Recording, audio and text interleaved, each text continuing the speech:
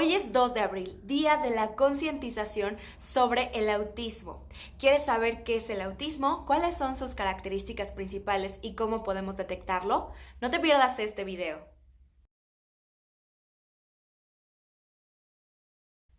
Hola, ¿cómo estás? Yo soy Jimena Carreto, soy terapeuta de lenguaje y de aprendizaje y hoy celebramos el Día de la Concientización sobre el Autismo y yo sé que tienen muchas preguntas ustedes sobre qué es el TEA, cómo podemos detectarlo, así que vamos a hablar sobre él. El trastorno del espectro autista es eso, es un espectro. Es decir, no todos los niños se parecen entre sí. Hay algunos que tienen algunas características, hay algunos que tienen otras y por eso es bien importante saber cuáles son las características particulares de tu pequeño porque con base en eso nosotros vamos a planear su terapia. Pero hay características que se mantienen y hay características que son como las más comunes y que son aquellas con las que vamos a poder hacer un diagnóstico. ¿Y cuáles son?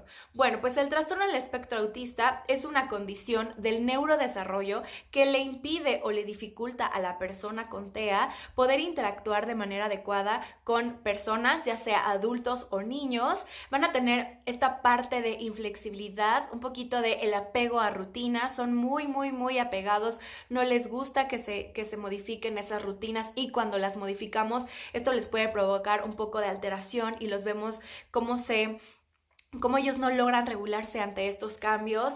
Son niños que pueden tener o adultos que pueden tener conductas repetitivas y estereotipadas. Y en general estas son las dos grandes características que vamos a tener presentes en un niño para poder hacer el diagnóstico de autismo.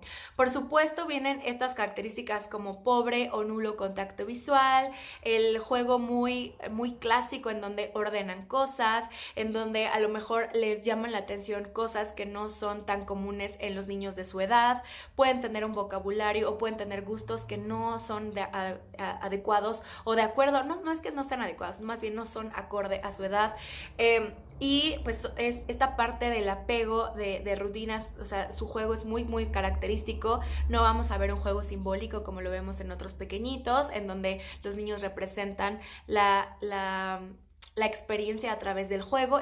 Los niños con TEA no tienden a tener este juego, pero es importante que les mencione esto porque luego hay pequeñitos que tienen TEA pero sí ven a los ojos, hay pequeñitos que tienen TEA pero que sí tienen esta parte de proximidad física y les gusta abrazar.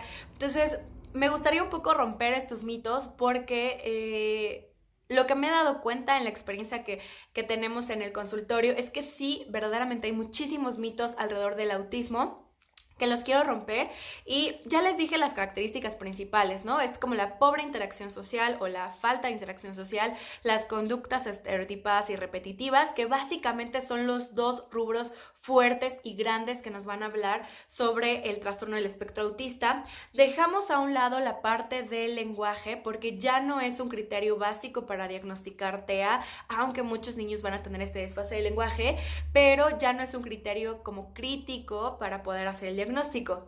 Y es bien importante que sepan que para poder diagnosticar a un niño con TEA se requiere de un estudio por diversos especialistas. O sea, no se trata de ir con alguien y que simplemente vean al niño y te digan es autismo, o que estés en la escuela y la maestra te diga es que tiene autismo. La verdad es que este tipo de comentarios a mí me parecen inadecuados y hasta poco éticos porque dar un diagnóstico así requiere mucha base. Es más, nosotras como terapeutas de lenguaje no podemos dar el diagnóstico de TEA, únicamente podemos inferirlo. Aunque a veces vemos pequeñitos que de verdad es muy claro para nosotros que nos estamos enfrentando al trastorno del espectro autista, siempre les decimos a los papás, estos datos, estas características que vemos nos parecen o nos hacen inferir un posible TEA, pero hay que hacer todos los estudios y todas las baterías para realmente hacer el diagnóstico certero. Ahora, yo quiero romper esta parte de los mitos porque yo siento que hay mucho miedo hacia el autismo, ¿no? Hay como muchos paradigmas erróneos en el autismo, como que los niños con autismo pegan, los niños con autismo no hablan, los niños con autismo no sienten, y la realidad es que es completamente distinto a eso. El que un pequeño con autismo, vamos a hacer la división. No todos los niños con autismo van a hablar o se van a expresar oralmente, pero eso no significa que no se comuniquen. ¿Qué quiere decir eso? Que un pequeñito no hable, independientemente si tiene TEA o algún otro tipo de condición, no significa que no se comunique. Y esa es nuestra chamba como terapeutas de lenguaje. Nosotros debemos de proveerles a ellos las herramientas necesarias para que puedan comunicarse. En nuestro consultorio utilizamos algo que se llama comunicación total, que se refiere a vamos a utilizar todas las herramientas de lenguaje que tengamos disponibles a nuestro alcance para que el niño decida cómo quiere comunicarse. Es decir, yo no soy nadie para decidir cuál es la forma en la que se va a comunicar mi niño. Si él decide que sea lenguaje oral, será esa forma. Si él decide que sea señas, será esa forma. Y si él decide que sea a través de tableros como los sistemas alternativos y aumentativos de comunicación SAC, será de esa forma. ¿Qué es lo que hacemos en nuestro centro? Pues estimulamos todas las áreas para que el niño al final decida cuál es su forma de comunicación. Para todos los que a veces me preguntan, oye, si trabajamos SAC, ¿eso quiere decir que mi niño no va a hablar? Lo cierto es que los estudios dicen y señalan que los niños que utilizan SAC también empiezan a desarrollar más su lenguaje oral. Los SAC no se pelean con el lenguaje oral y esto es bien importante porque lo hemos visto con nuestros pequeños. Definitivamente los SAC promueven esta comunicación, promueven un lenguaje más complejo y pues hacen que los niños empiecen a tener esa intención comunicativa que a veces les hace falta. Sobre este punto también los papás siempre me preguntan, oye, ¿va a hablar mi hijo? Porque yo sé que la preocupación más grande es que su hijo se comunique. Pero yo siempre les digo, para mí es muchísimo más importante estimular el lenguaje a nivel receptivo, a nivel cognitivo, que el habla. ¿Por qué? Porque el habla es un reflejo de lo que hay aquí.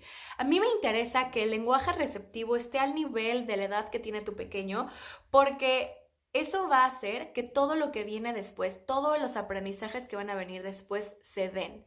Aunque un pequeño no hable tanto, si su nivel comprensivo está bien, yo les prometo que el lenguaje oral sale, y si no sale, se va a comunicar a través de otros medios, pero se va a comunicar y eso es lo más importante. ¿Por qué? Porque si un niño tiene un lenguaje receptivo adecuado, su aprendizaje hasta la vida adulta está ya fortalecido y va a ser un mejor pronóstico. Entonces, nosotros siempre vamos a apostar porque haya un lenguaje receptivo independientemente de si el niño no habla o no. Y eso es súper importante. Ahora, otro mito, los niños con TEA son agresivos. Eso es un mito completamente falso. Sí es cierto que hay pequeñitos con TEA que pueden tener conductas inapropiadas, pero lo que quiero dejar bien claro en este video es que ningún niño, no importa la condición que tenga, va a pegar por pegar. Siempre hay una causa del por qué pegan. Lo que pasa con los pequeñitos con TEA es que no regulan el medio de la forma en que nosotros lo hacemos. Ni siquiera ellos se regulan a veces de la forma en que nosotros lo hacemos. Para eso toman terapia, para eso necesitamos nosotros apoyarle, para poderle enseñar cómo tiene que irse regulando. Entonces, ante ciertas situaciones donde él no se puede regular, ¿qué es lo que hace? Pega, muerde, se tira al piso, hace berrinche, grita. O sea, pueden haber muchas conductas que consideramos inapropiadas, pero lo importante es que ustedes entiendan que hay un detrás de eso. No es que el niño lo haga simplemente por hacer, y es importante que rompamos ese mito de que el niño muerde porque quiere morder, sino ¿qué pasa? ¿Qué está provocando en el niño que haga esa situación? Entonces, es bien importante porque para mí, yo creo que todas las personas deberíamos entender que hay diferencias y una vez entendiendo esas diferencias, pues cambiaría por completo nuestro panorama. Ahora, ¿qué pasa? Los niños con TEA no tienen emociones. Claro que las tienen. Que no las expresen de las mismas formas como nosotros lo hacemos no significa que no las sientan. Y de hecho ahí va otro punto de por qué es importante la terapia. Nosotros les ayudamos a definir esas sensaciones de esto que estás sintiendo es enojo, esto que estás sintiendo es felicidad, esto que sientes es esto, le damos un nombre, pero ellos también lo sienten, ellos son capaces de decir te amo, ellos son capaces de expresar sus sentimientos porque lo vemos día a día con nuestros niños en el consultorio, así que eso es completamente falso. Ahora, ¿cuáles son las dificultades más importantes que debemos de trabajar en un pequeño con TEA?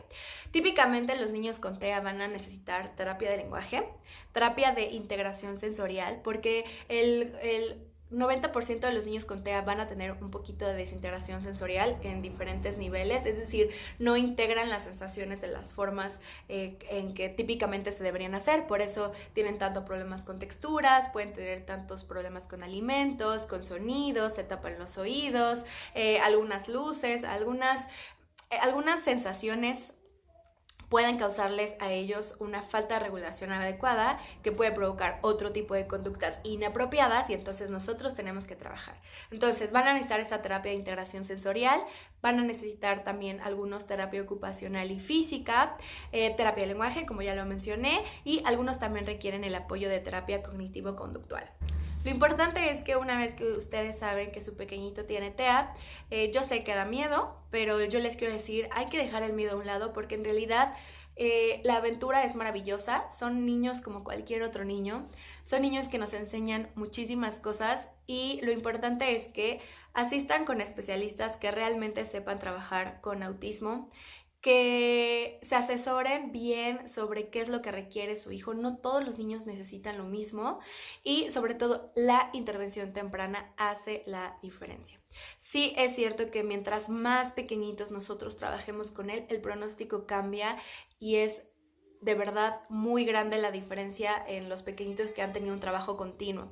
Yo les digo, papis, no se desesperen, de verdad a veces los avances pueden ser un poquito lentos, pero van a ver las maravillas que logran hacer sus hijos cuando hay constancia y cuando hay un buen trabajo en equipo. Espero que este video les ayude a resolver sus dudas. Si tienen más dudas, escríbanme por comentario, inbox, visiten mi página de internet www.miterapiaconjimena.com. No olviden suscribirse para recibir más videos y nos vemos pronto.